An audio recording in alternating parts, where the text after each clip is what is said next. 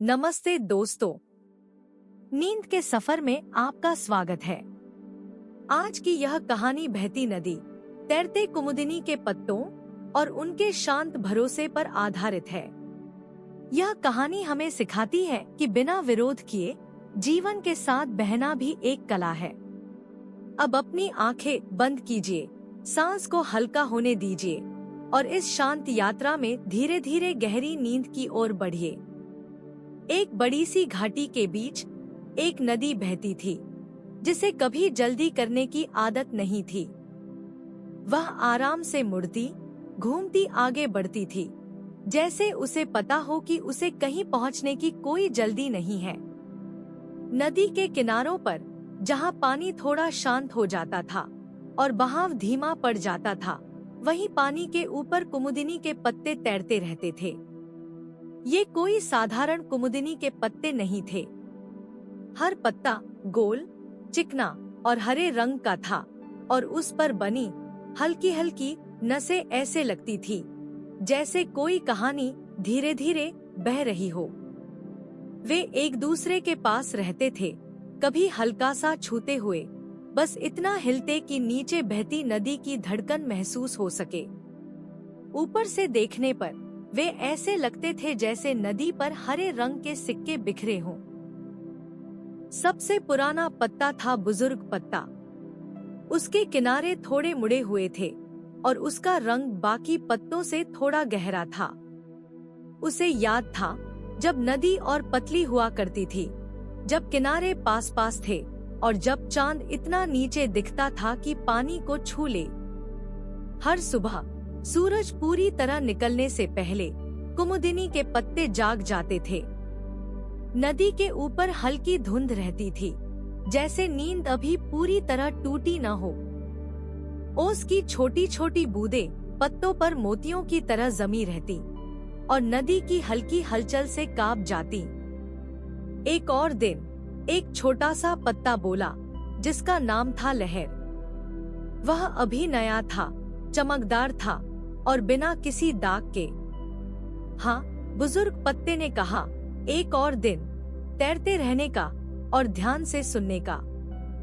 कुमुदिनी के पत्ते जानते थे कि नदी बहुत कुछ कहती है, लेकिन वह उन्हीं से बातें करती है जो शांत रहना जानते हैं। जैसे जैसे सूरज ऊपर आया, उसकी रोशनी पानी पर फैल गई।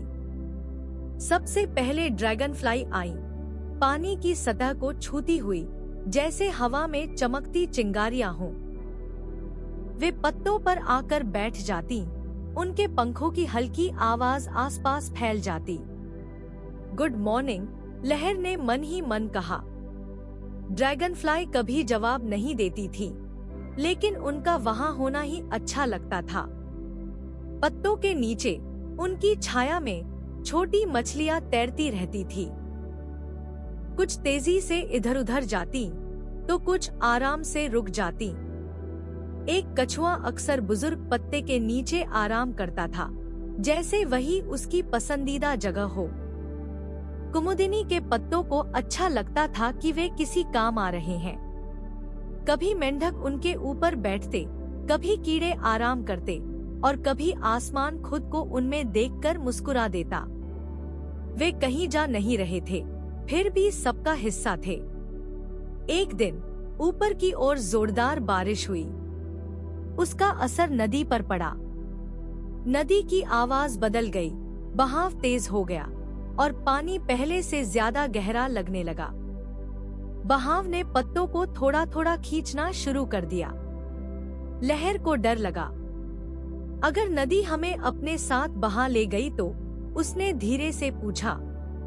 बुजुर्ग पत्ता कुछ देर चुप रहा, फिर बोला, नदी हमेशा से ताकतवर रही है। हम उससे लड़ने के लिए नहीं हैं, हम उस पर भरोसा करके तैरने के लिए हैं। और अगर हम किसी नई जगह पहुंच गए, लहर ने पूछा। बुजुर्ग पत्ते ने मुस्कुराते हुए कहा, हम आसमान को नए तरीके से देखेंगे। धीरे धीरे, बहुत ही धीरे, पत्तों का समूह नीचे की ओर बहने लगा। नए किनारे दिखने लगे, नए पेड़ पानी की ओर झुक आए और रोशनी का रंग थोड़ा बदल गया, नरम और सुनहरा हो गया। शाम होते होते कुछ खास हुआ।